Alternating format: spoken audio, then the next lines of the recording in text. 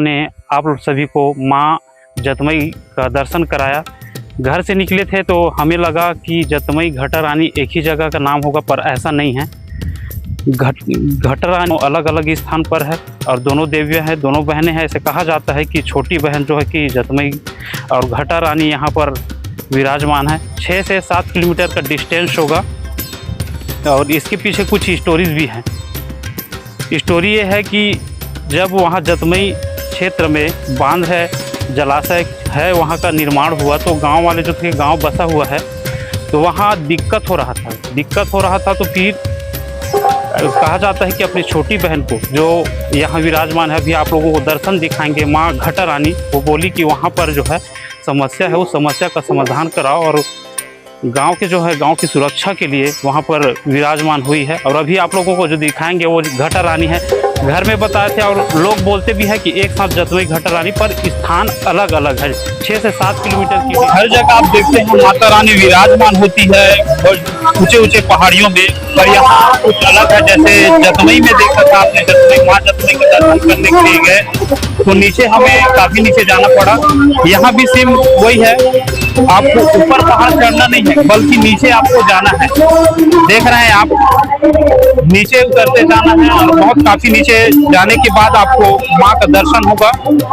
तो चलिए दिखाते हैं वहाँ का दृश्य कैसा है। और यहाँ मेरे ख्याल से जतमई गए थे तो उतना भीड़ नहीं दिख रहा था, लेकिन यहाँ घटारानी में काफी भीड़ दिख रहा है। अब रीजन क्या है पता नहीं, लेकिन दिखाते हैं, आपको दर्शन कराते हैं। चलिए। सीढ़ी से नीचे उतरते ही सर्वप्रथम माँ काली के दिव्य और ऊपर पहाड़ी दिखाई दे रहा है आपको, जहाँ से हम लोग आए हैं। इस तरह से नीचे उतरते हुए, और ये पुलिया बनाई हुई है और यहाँ पर कुंड है। बारिश के समय में एक अलग ही दृश्य रहता है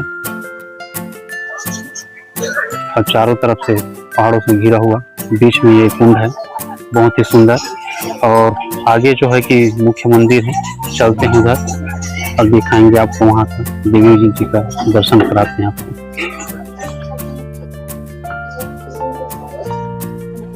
माँ काली के दर्शन करके आगे बढ़ने पर हमें मैहर वाली माँ शारदा भवानी का दर्शन हुआ। नवरात्रि का समय था, इसलिए सभी मंदिरों में भीड़ आप लोगों को दिखाई देगा और सभी अपनी मुरादें लेकर के माँ के दरबार में पहुँचे हुए हैं। और हम भी माता रानी से प्रार्थना करते हैं कि आप सभी की मनोकामनाओं को पूरा करें और आपके जीवन में सुख समृद्धि हो इस नवरात्रि।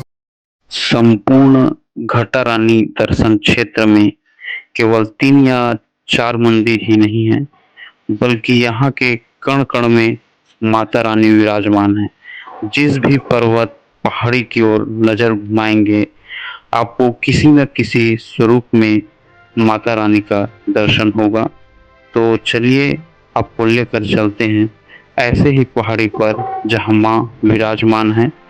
कैमरा लेकर के चलना थोड़ा सा मुश्किल होता है क्योंकि यहाँ प्रॉपर रास्ता नहीं बना हुआ है। तो चलिए दर्शन कराते हैं आपको। आप देख सकते हैं सामने यहाँ दीप प्रज्वलित है और माता रानी विराजमान है चट्टानों के नीचे में। अमूमन इस क्षेत्र में, इस एरिया में हर एक जहाँ पर माता रानी देवी माँ विराजमान है, हर एक जगह का यही स्थिति है।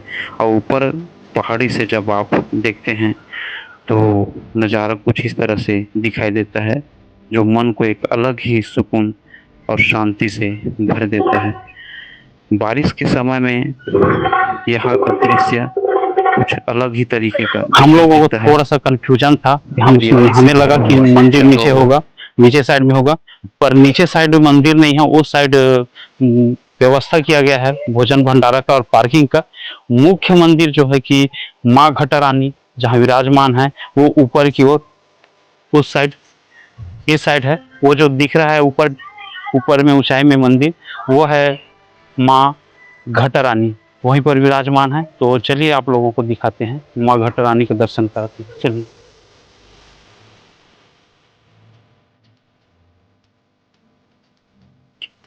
आखिरकार हम मुख्य मंदिर पर पहुंच ही गए, जहां माँ घटा रानी विराजमान है।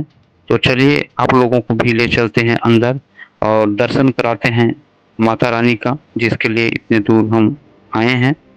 तो कुछ इस तरह से चट्टानों के ऊपर गुफा में विराजमान है माँ घटा रानी, और पंडा पुजारी लोग हमेशा 24 घंटे सेवा में उपस्थित हैं।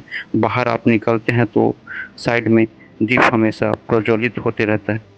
मंदिर के बाहर बहुत सारी कुछ इस तरह से दुकानें भी आपको दिखाई देगा, जो कि व्यापारी लोग यहाँ दूर दूर से आए हुए हैं दुकान लगाने के लिए।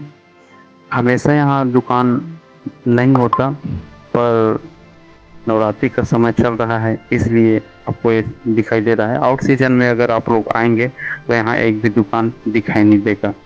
और आप लोगों से एक विशेष रूप से गुजारिश करूंगा कि जब भी आप इस तरह से किसी दर्शन स्थल पर जाते हैं तो खरीदी जरूर कीजिएगा, क्योंकि इसी उम्मीद से इन लोग आते हैं।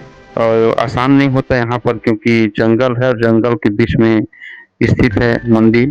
तो यहाँ तक पहुँचना एक बहुत बड़ी चुनौती होता है, और एक उम्मीद में ही आते हैं कि लोग खरीदी करेंगे। तो जरूर बोलूंगा कि जब तो बस आज का सफर बस यही तक का था दोस्तों। जरूर कुछ न कुछ खरीदारी। और काफी दिन हो गया था मुझे कैमरा फेस किए, पर आप लोगों की प्यार और सपोर्ट फिर से मुझे मौका दिया, और माँ के द्वार में जतमई घटा रानी की माता रानी के आशीर्वाद के साथ फिर से ब्लॉगिंग स्टार्ट हुआ है करीब लगभग 2 साल बाद। तो उम्मीद करता हूँ कि आप सभी को अच्छा लगा होगा, और यूं ही आप सपोर्ट बनाए रखिए। वीडियोस को ज़्यादा से ज़्यादा शेयर कीजिए, चैनल को सब्सक्राइब कीजिए, ताकि मैं आप लोगों को पूरे छत्तीसगढ़ के ऐसे ही अच्छे अच्छे पर्यटन स्थल और जितने भी प्रसिद्ध जगह है प्राकृतिक सौंदर्य से भरा हुआ, उनको आप लोगों के सामने दिखा सकूं और आप मेरे माध्यम से उस जगह का दर्शन कर सकें। धन्यवाद दोस्तों।